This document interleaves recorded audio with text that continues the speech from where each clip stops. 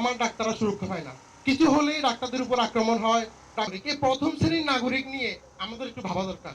আমি ভাইয়ের কাছে চাই, ভাইরা যদি পরবর্তী সরকারে যায়, সেটা নিয়ে ভাইরা কি পরিকল্পনা রেখেছেন আমাদের জন্য? প্রোটেকশন আছে আমি জানি না, শুধু ডাক্তারদের তো না, সাধারণ নাগরিকের মধ্যে কাদের প্রোটেকশন আছে আমার তো সেটা জানা নেই। যেখানে আপনি নির্বাচিত সংসদ সরকার থাকবে না, যেই সংসদ যেই সরকার যেই নির্বাচিত প্রতিনিধি জনগণের কাছে দায়বদ্ধ থাকবে না, কারো নিরাপত্তা থাকবে না।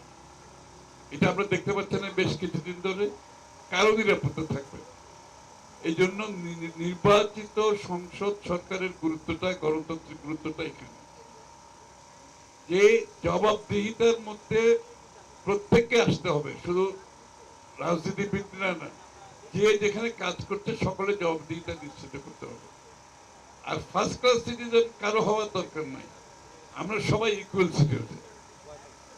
ডাক্তারদের ফার্স্ট ক্লাস সিটিজেন হতে হবে কিংবা পলিটিশিয়ানদের ফার্স্ট ক্লাস সিটিজেন হতে হবে, এটা আবার ভুল ধারণা। আমরা সবাই ইকুয়াল সিটিজেন বাংলাদেশে, সকলের সম্মান সমান। আমার একজন রিক্সাওয়ালা ভাই যে রিক্সা চালায়, তার সম্মান আমার সম্মান মধ্যে কোনো ব্যবধান থাকার কোনো কারণ নেই, কারণ আমরা সবাই বাংলাদেশের নাগরিক। তো সম্মানের বেলায় সকলের সম্মান সমুন্নত রাখতে হবে। আমি একটা জিনিস, প্রোটেকশনের বেলায়, স্যালারির বেলায় ইত্যাদি, আমি যেটা বলছি, আমি তো বলছি বাংলাদেশে বহুদিন ধরে গণতান্ত্রিক অর্ডার না থাকার কারণে অসমতার সব জায়গায় সৃষ্টি হয়েছে, শুধু ডাক্তারদের বেলায় না, সকলের বেলায় অসমতার সৃষ্টি হয়েছে।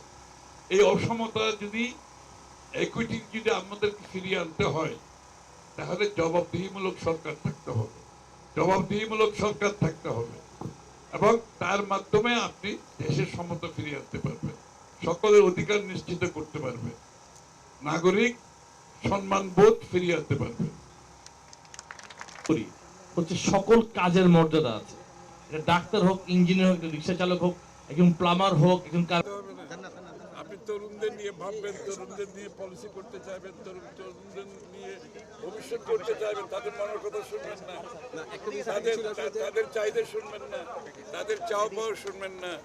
এইটাই তো উদ্দেশ্য ছিল। আমরা তো রাজনীতিবিদরা আসি, বক্তৃতা দিয়ে আবার চলে যায়, কিন্তু এই লোকগুলো যারা আসলো, তাদের মনের মধ্যে কি চলছে, তারা কি ভাবছে, তাদের চাহিদা কি, আমরা কতটুকু কোন কোন জায়গায় আমরা ফেল করেছি, কোথায় আরো ভালো করা যেত, এই যে তাদের বক্তব্যের মাধ্যমে অনেক কিছু উঠে আসছে। এটা তো আমার জন্য একটা জ্ঞান, এখান থেকে আমি কিছুটা জ্ঞান নিয়েও যাচ্ছি, আবার তাদের কথার কিছু উত্তর দেওয়ার চেষ্টা করেছি। সুতরাং এটা বোথ সাইড, এটা একদিকে হয় না।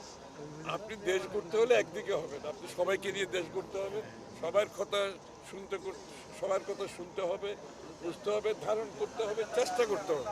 এটা একটা প্রচেষ্টা মাত্র, আর কিছু। এটা আমাদের তরুণদের কথা শোনা, জানা, বোঝা, তাদের মনের কথাগুলো বোঝা আমাদের পক্ষ থেকে এটা একটা চেষ্টা মাত্র। এটা যে সব কিছু হয়ে যাবে তা না, এটা একটা চেষ্টা। আমরা আরও কথা বলার চেষ্টা করবো, আরও বিভিন্ন ফরম্যাটে কথা বলবো, আরও বিভিন্ন সেকশনের লোকের সাথে কথা বলবো। সো নাগরিকের সাথে আপনার নাগরিকের মনের কথা না বুঝলে তো আপনি দেশ চালাবেন ঠিক। তো তাদের সাথে আমাদের যে যোগাযোগ, যে আমরা বলি যে পার্টিসিপেটরি, অংশগ্রহণমূলক গণতন্ত্র, এটা অংশগ্রহণমূলক গণতন্ত্রের একটি অংশ আর কি, যে ডেমোক্রেটাইজেশন অফ সব কিছু। খালি রাজনীতি তো ডেমোক্রেটাইজেশন না, তাই না? আমাকে অর্থনীতি করতে হবে, আমাদের স্পোর্টসকে ডেমোক্রেটাইজেশন করতে হবে, সংস্কৃতিকে সব জায়গায় সব মানুষের অংশগ্রহণ করতে হলে তাদের কথা বলতে শুনতে হবে, বুঝতে হবে, এইটাই উদ্দেশ্য আর কি।